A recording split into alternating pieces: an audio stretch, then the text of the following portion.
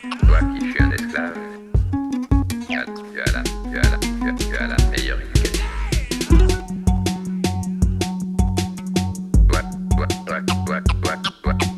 Toi qui fus un esclave, tu as la meilleure éducation.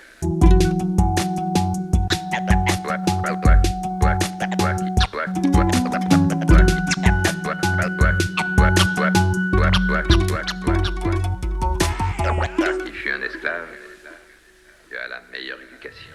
Mon groupe Mauvaise Haleine, on l'a fondé en 91, donc ouais, ça fait 19 ans. Nous on a grandi avec, comme je dis souvent, Public Enemy, X-Clan, KRS-One, où c'était ce rap qui avait une revendication politique pour la communauté noire et pour les gens les défavorisés en général. Pour nous c'était ça le rap, c'était un moyen de communication alternatif pour les gens qui nous ressemblaient. Yeah, celle-ci s'appelle Nous. Juste pour rappeler que lorsque le pétrole sera fini, lorsque l'or sera fini, il restera nous, les gens, les artistes, les talents, ok? Yeah. On est de ces rares disciples qui participent par l'artistique à rendre la life moins hard ici. Activistes, des claques j'administre à chaque fois que le mappa nous la patrie glisse. Man, c'est le pays qu'on ausculte, des valeurs qu'on inculque, des frères qu'on rééduque contre un salaire nul.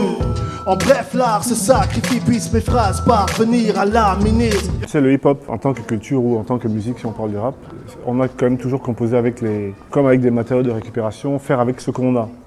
Et ce que je dis souvent, c'est que de la même façon que dans une certaine partie du monde, aux États-Unis peut-être, les gens samplaient du funk, de la musique de chez eux, si tu veux. Nous, on a fait pareil avec les ingrédients de chez nous. Il y a cette histoire de harpe qui est un instrument rituel de chez moi. Au début, je samplais déjà en faisant des boucles avec des cassettes. Puis j'ai samplé quand j'ai commencé à avoir du matériel.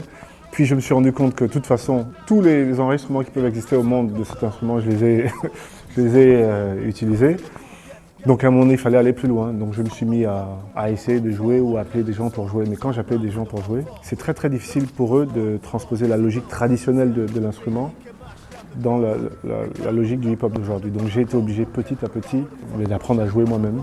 Les textes existent, mais le contexte persiste. Faudrait peut-être qu'on s'explique avec la secte de Snake en exercice. Vu que c'est des sceptiques qu'on espère vivre 250 millions de cachets ici. Il paraît que le rap paye ici, demande à Jay-Z. Pendant que nos stars combattent pour manger ici, baladés pour leurs droits comme des imbéciles. Nous, on est de ces radios qui croient encore. Nous, qui ont dans le verre le jaune, le bleu dehors. Nous, qui remportent l'or dans la zec et le sport. Nous, qui réveillent le quad quand le pouvoir dort.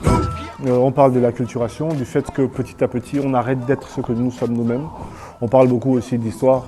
Tu sais, en gros, c'est un problème d'identité et un problème de culture. C'est de dire on a envie d'être nous-mêmes et de le revendiquer comme tel. Quand vous n'avez pas d'histoire, quand on nous apprend nous-mêmes à l'école qu'on n'a pas d'histoire, qu'on n'a jamais rien fait, qu'on n'a rien inventé, quand on sort de l'école et que on prend les autres façons d'éduquer une personne, je sais pas, rien que la télé, rien que la culture générale, et que les seules choses qui nous sont renvoyées, c'est ce qu'on peut voir par le rap, justement, c'est-à-dire des gens qui vont en prison, qui reviennent, et qui s'entaquent, qui ont des armes, qui sont violents, qui n'ont pas de respect pour les femmes, l'esclavage. Enfin, c'est les seules références que l'Africain moyen peut avoir par rapport à la vision des gens qui lui ressemblent dans le monde. L'esprit sain et les forces africaines qui m'escortent. L'amour que m'enseigne, l'Afrique mon emblème. La foi que je sème et la connaissance que je récolte. Mais les rats qui décorent, la carte où je dors. Les cafards qui frappent à ma porte. La connaissance que j'incorpore. L'or, l'esprit, le corps, le faible, le fort. Le sud, le nord, la vie, la mort, la faune, la flore. L'importance de premier ordre que j'accorde à mes origines et tout ce qui s'y rapporte. La conscience panafricaine que je restaure par les mathématiques verbales que j'élabore. Ma croix, c'est un seau d'encre. Encre, c'est la vie éternelle. Parce que, on pense que les choses n'ont pas commencé quand je suis né il y a une trentaine d'années et qu'elles ne vont pas se finir dans 2-3 ans quand on va essayer de m'abattre parce que mes textes sont trop virulents. Non, ça veut dire qu'il y a une continuité et qu'on essaie juste de de contribuer à quelque chose que d'autres vont continuer, et que d'autres vont continuer, et d'autres vont continuer. C'est l'éternité. C'est-à-dire qu'on ne travaille pas pour un truc qui... C'est pas pour maintenant. C'est quelque chose qui aura des répercussions dans très longtemps et qui a commencé bien longtemps avant nous. Et ça symbolise le fait que je sais d'où je viens. Et puis voilà.